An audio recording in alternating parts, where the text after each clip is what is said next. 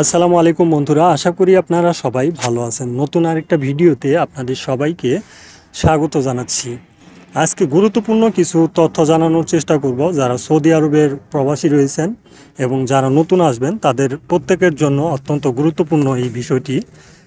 আমরা অনেকেই সৌদি আরবে আসি বিভিন্ন সমস্যার কারণে কিংবা বিভিন্ন কফিলের সমস্যা, কোম্পানির সমস্যার কারণে ইকামা পাই না। আর এই ইকামা না পাওয়ার কারণে আমরা কিন্তু হতাশ হয়ে যাই। আর ইকামা না থাকলে সৌদি আরবে অবৈধ প্রবাসীদের মতোই জীবনযাপন পার করতে হয়। তাই আমাদের অনেকের একটা চা পাওয়া থাকে যে ইকামা কিভাবে আমরা নিজেরা করতে পারবো এবং ইকামা কিভাবে তুলতে পারবো। ইকামা তোলার কিন্তু প্রসেস রয়েছে, জাওজাত রয়েছে, মক্তবা আমেল রয়েছে, তাদের মাধ্যমে আপনারা ইকামা নাম্বারটা তুলে নিতে পারবেন। কিন্তু এখানে 5টা বিষয় রয়েছে, যে 5টা বিষয় আপনার অবশ্যই জানতে হবে।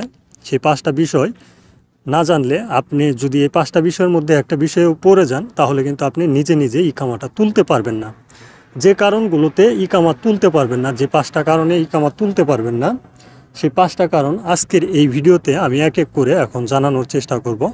1 নম্বর কারণ হচ্ছে ইকামার নাম্বার ডোমেস্টিক যে সকল প্রবাসীরা রয়েছেন, ডোমেস্টিক প্রবাসীরা যারা বাসা বাড়িতে কাজ করেন এবং বিভিন্ন ডোমেস্টিক প্রবাসী যেমন আমেল মঞ্জিল, আমেল সাওয়াক্কাস, এরপর মেষপালক, এই ধরনের প্রবাসীরা নিজে নিজে কোনোভাবেই কফিল ছাড়া ইকামা তুলতে পারবেন না। এটা হচ্ছে 1 নাম্বার প্রসেস।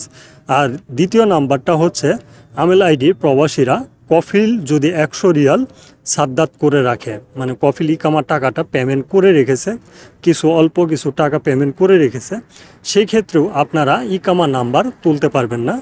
তৃতীয় নাম্বারে সৌদি আরবে আসার পর মহাসসা বা কোম্পানি বন্ধ হলে ইকামা তুলতে পারবেন না। 4 নাম্বারে আপনার তথ্য জাওজাতে না থাকার কারণেও কিন্তু কোনো তথ্য দেখা যায় না, সেই ক্ষেত্রেও আপনি নিজে নিজে ইকামা নাম্বার তুলতে পারবেন না। আর 5 নাম্বারে যাদের বর্ডার নাম্বারে হুরুপ কিংবা টার্মিনেট থাকে, এটা সর্বশেষ একটা আপডেট, যাদের হুরুপ এবং টার্মিনেট রয়েছে তারাও কিন্তু কোনোভাবেই ইকামা নাম্বার তুলতে পারবেন না যদি বর্ডার নাম্বারে আপনার টার্মিনেট থাকে। এই 5টা বিষয় এর ভিতরে যদি যে কোনো একটা বিষয় আপনার থাকে তাহলে আপনি নিজে নিজে কোনোভাবেই ইকামা তুলতে পারবেন না। আর যাদের এ ধরনের কোনো সমস্যা নেই তারা কিন্তু চাইলে অনায়াসে ইকামা নাম্বার তুলতে পারবেন এবং ইকামা নাম্বার তুলে ভালো কোনো কফিলের আন্ডারে ফ্রি ভিসা সিস্টেমে কিংবা যে কোনো মাধ্যমে আপনারা ট্রান্সফার হয়ে যেতে পারবেন।